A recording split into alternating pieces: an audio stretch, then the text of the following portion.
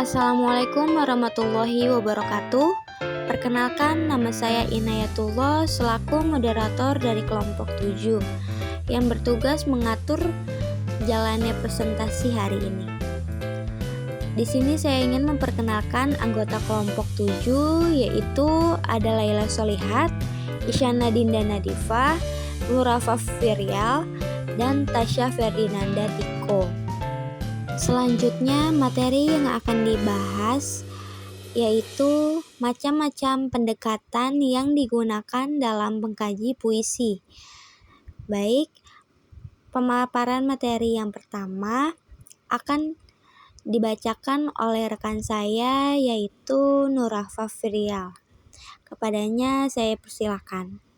Baik, terima kasih Naya. Pendekatan kajian puisi. Pendekatan kajian puisi merupakan tindakan dari teori yang mempunyai andil dalam sebuah kajian puisi. Berpadukan teori linguistik untuk mengetahui maksud puisi dan gaya bahasa serta suara-suara yang dikaji dalam puisi.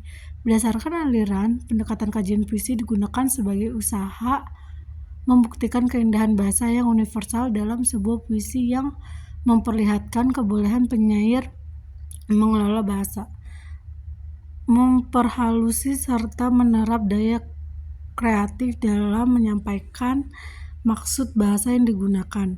Dalam hal ini juga, pendekatan-pendekatan tersebut meneliti tentang sejauh mana puisi mempresentasikan dunia nyata atau semesta dan kemungkinan ada intelektualitas dengan karya lain. Macam-macam pendekatan kajian puisi. Pendekatan stilistika sebagai kajian utama. Pendekatan stilistika melihat tentang pengaruh puisi tradisional dalam puisi serta diksi yang diterapkan oleh penyair. Penelitian dilakukan berpadukan teori linguistik untuk mengetahui maksud puisi, gaya bahasa, dan suara-suara yang dikaji dalam puisi berdasarkan aliran ekspresionisme dalam kedua kumpulan puisi. Hal ini mendefinisi gaya bahasa yang menjadi 5, yaitu sebagai berikut. 1.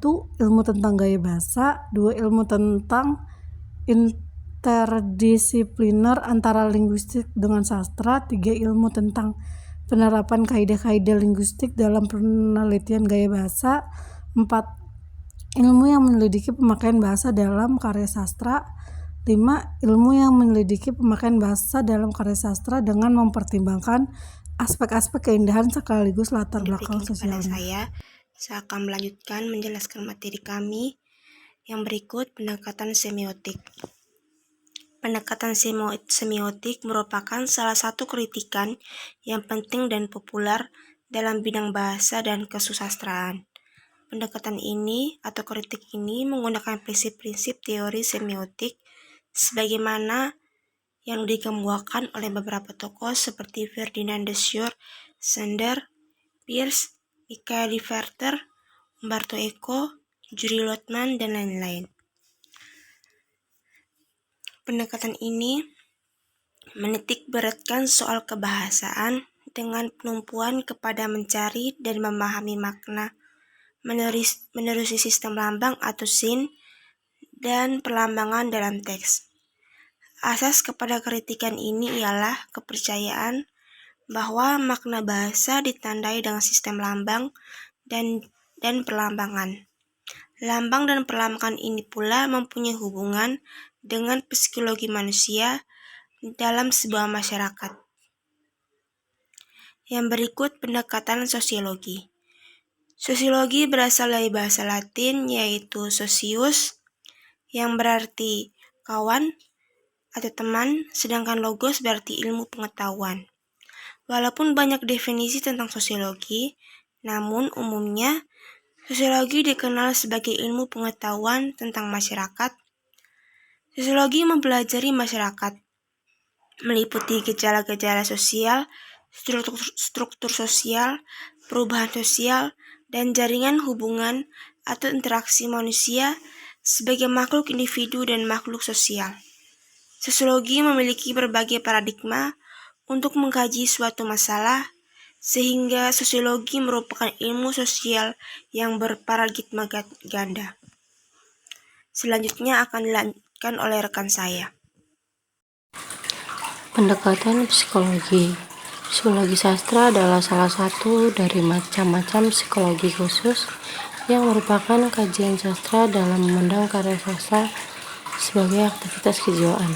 Pengarangnya akan menggunakan rasa cipta dan karya ketika berkarya.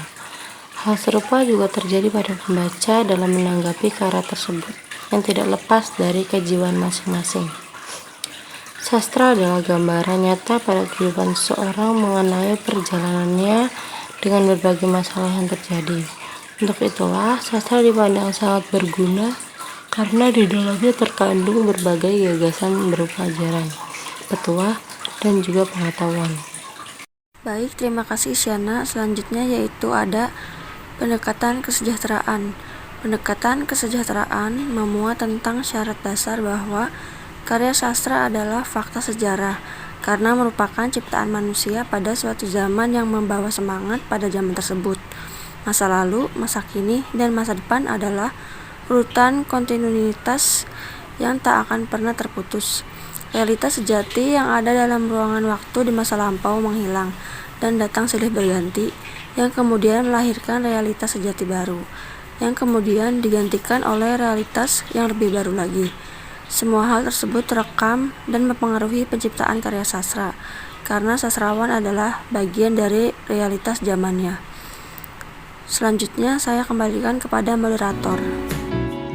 Baik, terima kasih kepada anggota kelompok 7 yang sudah membacakan materi hari ini.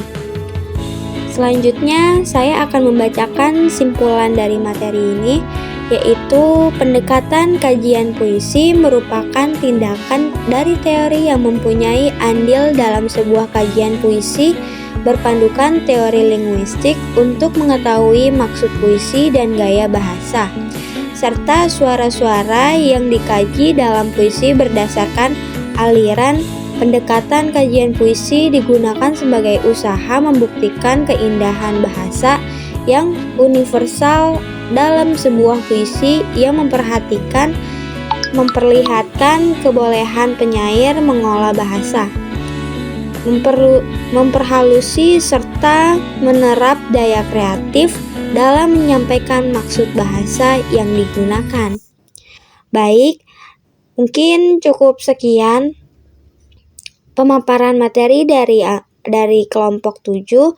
Kurang dan lebihnya mohon dimaafkan. Wassalamualaikum warahmatullahi wabarakatuh.